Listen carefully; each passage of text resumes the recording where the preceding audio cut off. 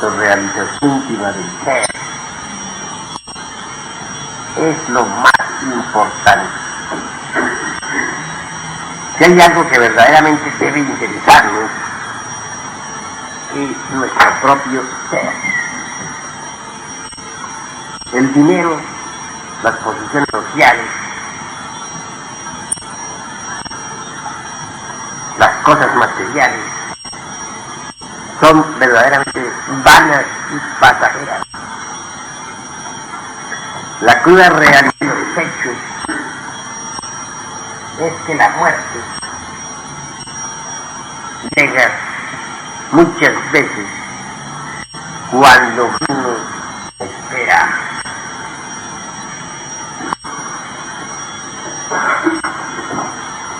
¿De qué sirven, pues, las vanidades de este mundo? ¿De qué cosas pasajeras? Todo eso es fácil y necio. Debemos preocuparnos más por nuestro propio ser.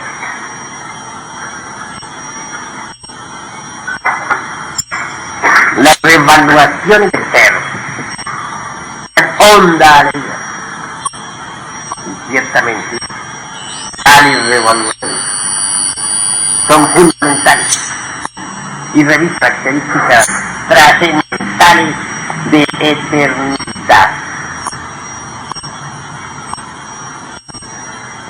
Obviamente, tenemos que distinguir entre lo que es ser y lo que es el no ser de la filosofía.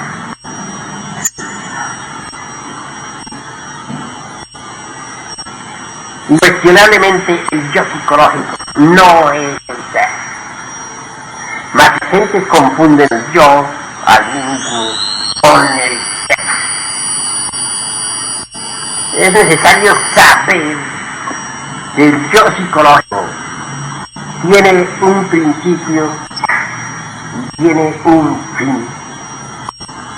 Obviamente, todo lo que tiene un principio debe tener un fin. Así que el yo no es eterno. A nosotros debe interesarnos todo lo que sí es eterno, que es el ser. Mas debemos eliminar lo que no es el ser. Debemos desintegrar el ego. Obviamente, este ego no es más que el resultado de todos nuestros errores, de todas nuestras aberraciones y pasiones. El ego, indubitablemente, es un manojo de defectos: ira, codicia, lujuria, envidia, orgullo, pereza, gula, etcétera, etcétera, etcétera. Aunque tuviéramos 1000 lenguas para hablar y para darle de acero, no lograríamos enumerar detalladamente todos los defectos psicológicos que poseemos. En conjunto, todos ellos son el sí mismo. Obviamente el ego no puede darnos auténtica felicidad, puesto que él mismo es el resultado del error. Si no fuera por los errores, el yo no existiría. No solamente estamos cometiendo errores en el presente, también los cometimos en el pasado. Y es claro que los errores del pasado quieren proyectarse hacia el futuro a través del callejón del presente. En vidas anteriores, cada uno de nosotros cometió lamentables equivocaciones, lamentables errores. Y estos no han desaparecido. llevamos en el fondo mismo del subconsciente. Y lo peor, repito, es que quieren actualizarse en la hora presente para proyectarse al futuro. Todos nosotros estamos condicionados, lamentablemente, por nuestros propios errores. No hemos aprendido todavía a abrirnos a lo nuevo. Cuando algo nos presenta, cuando alguna nueva verdad sale al encuentro nuestro en la vera del camino, no la sabemos recibir como algo nuevo, sino que de inmediato apelamos a lo que tenemos acumulado en la mente, con el propósito, claro está, de interpretar aquello que se nos ha presentado. Es decir, no somos capaces de ver aquello tal como es en sí mismo, sino que tenemos que interpretarlo a nuestro modo, de acuerdo con nuestros trasfondos psicológicos, de acuerdo con nuestros prejuicios, preconceptos y condicionamientos. No somos de modo alguno capaces de abrirnos a lo nuevo, con mente pura, íntegra, espontánea y perfecta. Estamos condicionados por el error, desgraciadamente. Estamos condicionados por nuestros propios defectos, lamentablemente. Cada uno de nosotros tiene una característica especial, plenamente especificada por algún defecto de tipo psicológico. Cada uno de nosotros está sellado, dijéramos, por algún criterio de tipo muy equivocado. En modo alguno hemos adquirido la capacidad de ver las cosas en forma nueva. Desafortunadamente cargamos dentro muchos errores viejos y esto nos condiciona desfavorablemente. Hay necesidad, mis caros hermanos, de tener una mente más larga, más dúctil, una mente que se abra siempre a las verdades nuevas, una mente apta, comprensiva, íntegra. Urge ante todo que nosotros libertemos la mente. Está desgraciadamente metida en el molde de tantos y tantos ayeres. Necesitamos libertarla de esos moldes, de esas formas del pasado. Necesitamos convertir la mente en un instrumento maravilloso que pueda recibir las grandes verdades. Hoy, mis caros hermanos, todos estamos formados en el error. Somos el producto de muchas equivocaciones. Y lo más grave es que no queremos ver nuestros propios errores, que no queremos ver nuestras propias equivocaciones. Cada uno de nosotros se desliza en el error, vive en el error y muere en el error. Si nosotros comprendiéramos todo esto, si fuéramos capaces de eliminar, pues, los elementos indeseables que cargamos en nuestro interior, la vida sería muy diferente. Pero no queremos ver nuestros propios errores. Siempre encontramos justificativos para cualquier mala acción. Desgraciadamente.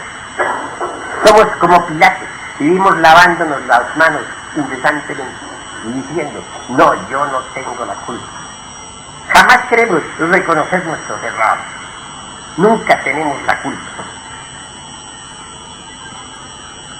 Conviene, mis caros hermanos, que al concluir este año nos hagamos más reflexiones, que adquiramos más individualidad en nuestra propia mente. Pues por hoy, desgraciadamente, accionamos y reaccionamos incesantemente como animales. Si nos pegan, pegamos. Si nos maldicen, maldecimos. Si nos odian, odiamos. Aún más, acostumbramos a identificarnos con hechos, sucesos que acaecen a nuestros lados, en forma mecanicista. Nos identificamos con acciones ajenas, equivocadas, y reaccionamos donde no tenemos por qué meter las narices.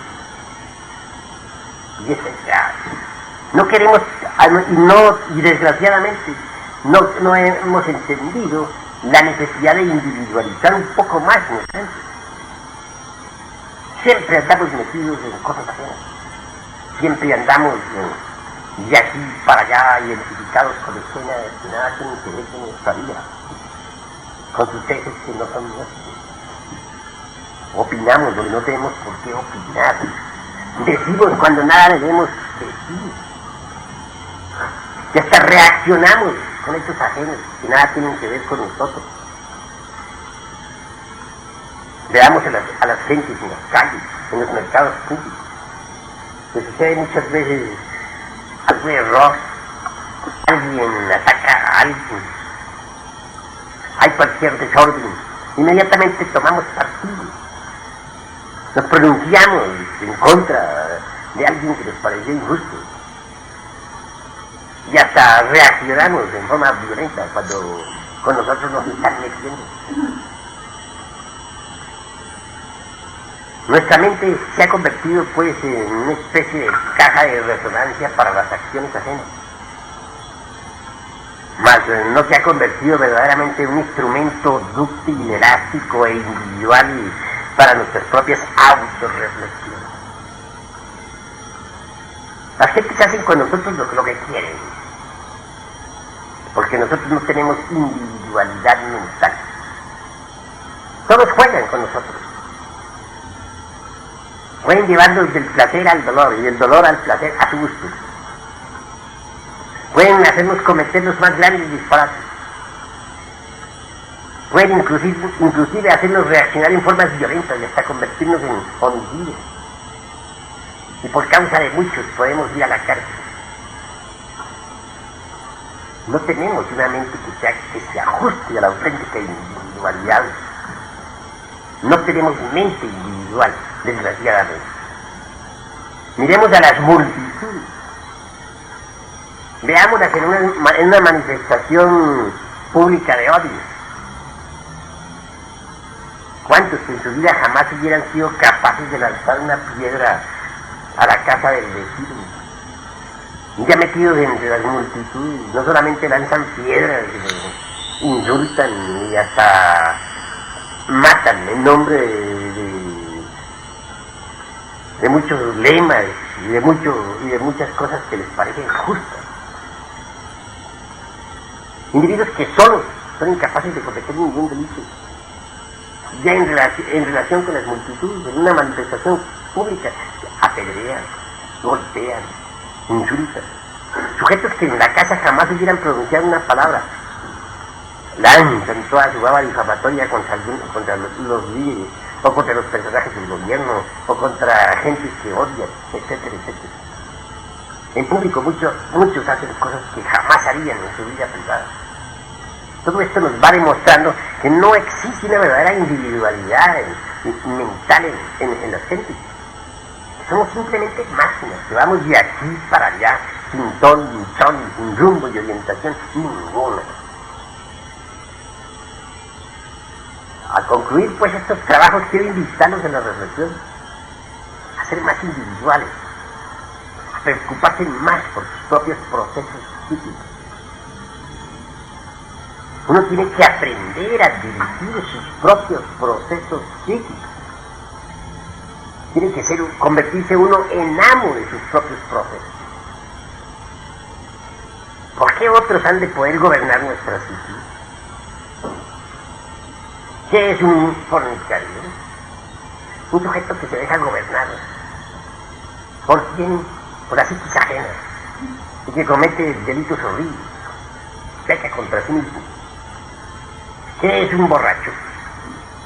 Un ente mecánico que se deja gobernar por otros. Y ofrecen una copa de vino y claudican sus mejores intenciones. se embriaga y comete disparates de todo esto. ¿Por qué? Porque no tiene una verdadera individualidad consciente. ¿Qué es un iracundo? Un sujeto que otros manejan. Basta con que le digan una palabrita ofensiva para que inmediatamente reaccione violentamente. ¿Qué es un envidioso? Una pobre víctima. ¿De quién? De otros. Basta con que otros le muestren su lindo carro o la bonita casa que compraron para que se esté muriendo de envidia. ¿Y qué es un celoso? Víctima de otros. Otros juegan con él. Si la mujer no quiere ver sufrir, basta con que le guille el ojo al vecino para que inmediatamente esté muriéndose de él. Es decir, no tiene una auténtica individualidad. Juegan con él. Débil, está totalmente débil. Es necesario, mis caros hermanos, que nos hagamos más fuertes y que acabemos con nuestras propias debilidades. Uno se hace fuerte precisamente cuando elimina sus errores. ¿Cómo puede ser fuerte alguien que es víctima de otro?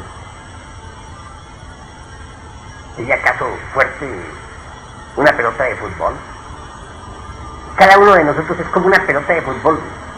Todos juegan con nuestra sí. Y si quieren ustedes comprobarlo, por sí mismos pueden evidenciarlo. Díganle una palabra de verdad, dijeran,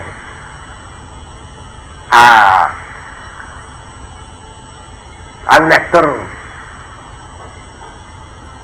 cómico o a un actor dramático y verán lo que sucede. ¿No han hecho el ensayo? Es obvio que a los que se llaman grandes artistas en esta época de decadencia del arte les molesta terriblemente la verdad. Ellos están enamorados de sí mismos, son narcisistas 100%.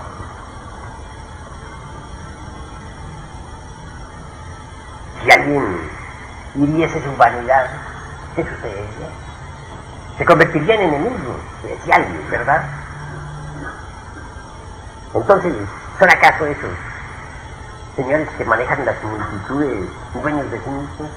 ¿Tienen mente individual? Es obvio que no, cualquiera puede jugar con eso. Mas si le decimos una palabrita lisonjera a uno de esos representantes del arte moderno, ¿qué sucedería? ¿Qué sucederá? Vibrará de alegría, ¿verdad?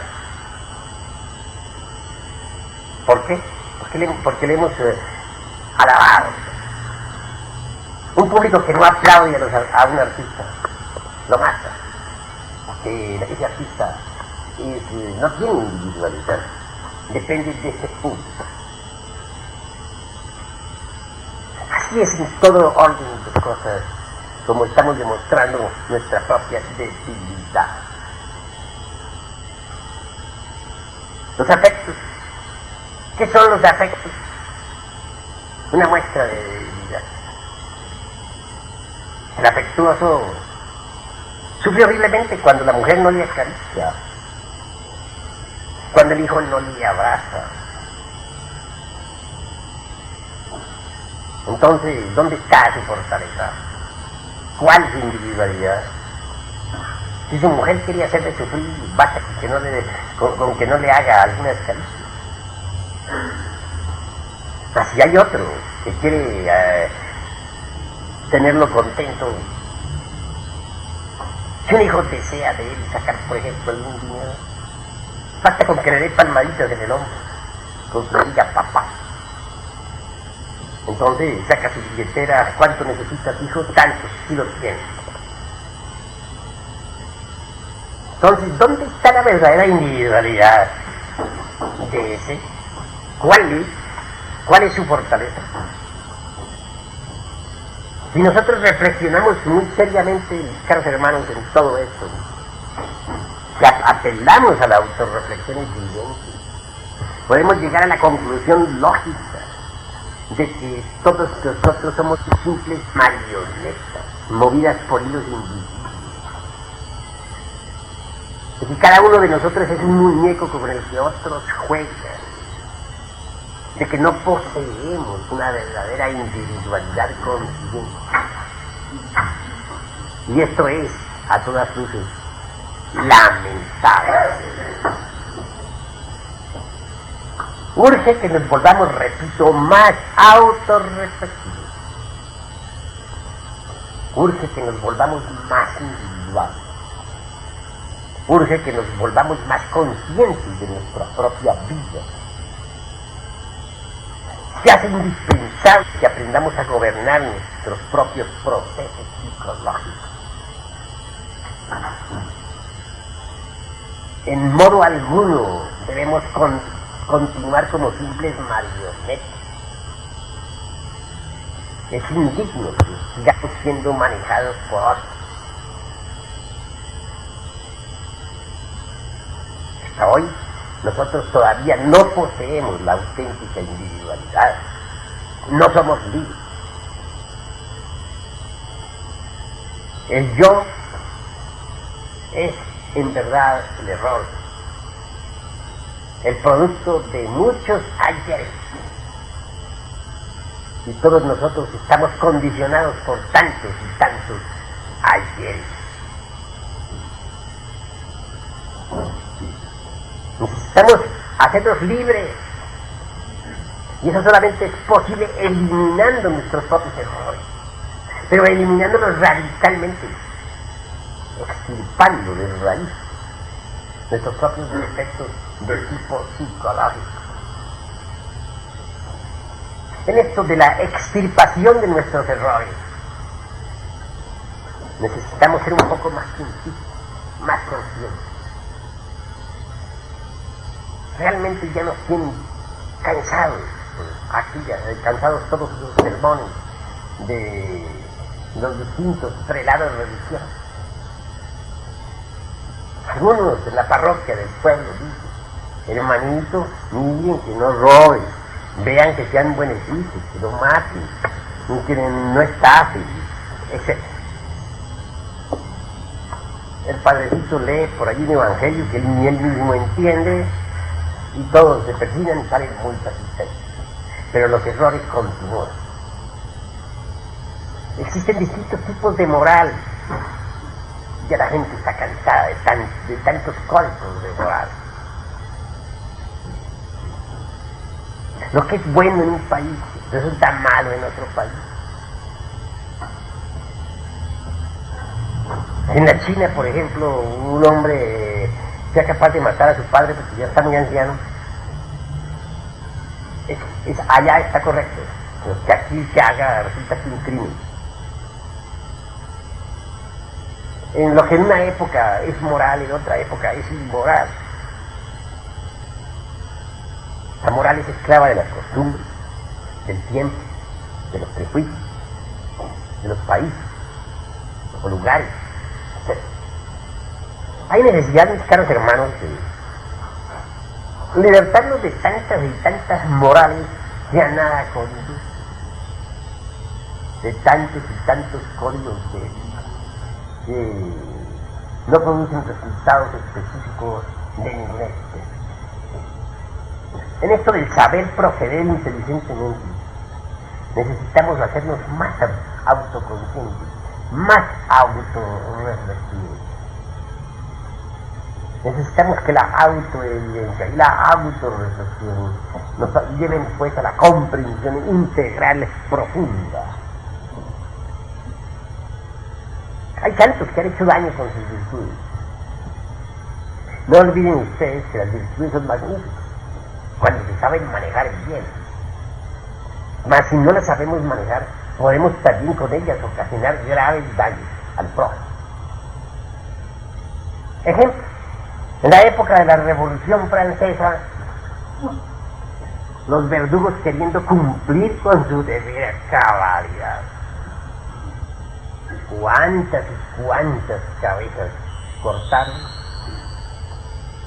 Todavía me recuerdo de Marat, Lo último que le dijo al verdugo fue, cuando mi cabeza caiga en el canal, entre todas esas cabezas que están ahí, te suplico que la mía la agarre el cabello y se la muestre al público. Y Verdugo le dio sus palabras y la cumplió. Digo, me estoy hablando, confundiendo personajes, estoy confundiendo a Marat con Danton.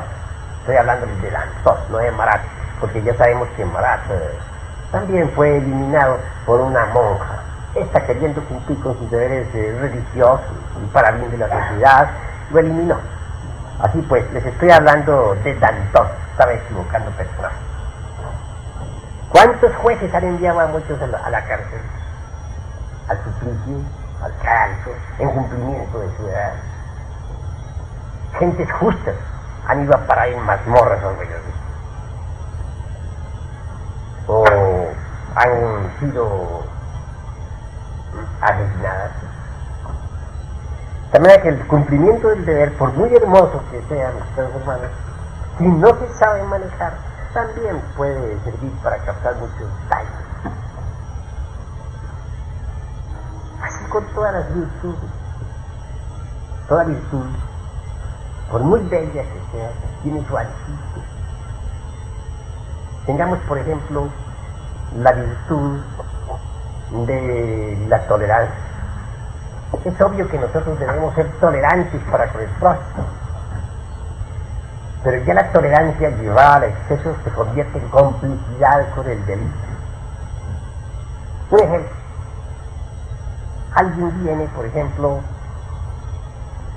a asesinar a nuestros familiares, a un hijo, a un hermano.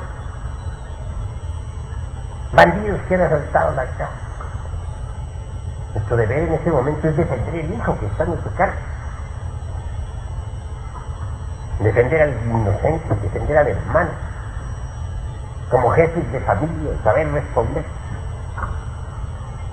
Nosotros, como gente tolerante, decimos: no, yo no levantaré mi mano contra nadie.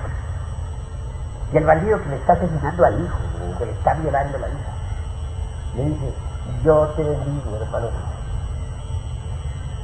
te perdono todos estos crímenes que estás cometiendo. Dios te bendigo. Sería justo eso. He ahí la tolerancia que va al máximo. Es obvio que se convertiría uno en cómplice del delito.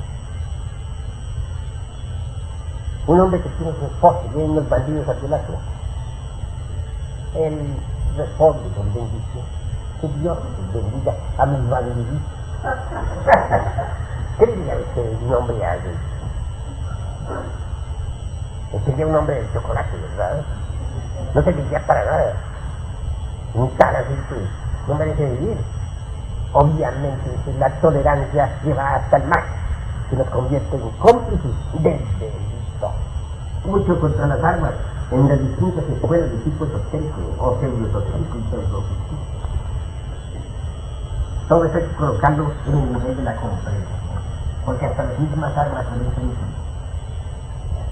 Cuando tengamos un caso, a un hijo viene a atropellarle a su padre, se la vienen a asesinar, va a permitir que asesinen a su madre. No será capaz de apelar a una arma para defender la vida de aquella que lo trajo al mundo. O va a bendecir a los que vienen a asesinar a su propia madre. Obviamente que si él, en ese caso, se vuelve tan tolerante que llega a bendecir y a abrazar a los que le vienen a asesinar las horas de suicidio, pues es un cobarde y se convierte en cómplice del delito. ¿Qué hacer en ese momento? Defenderse. Si hay que apelar las armas, no queda más remedio. Pero tiene que defenderse. Y si no, se echaría karma por no defenderse. Ahora, en cuanto a lo personal, si uno verdaderamente está siguiendo las señas del filo de la navaja,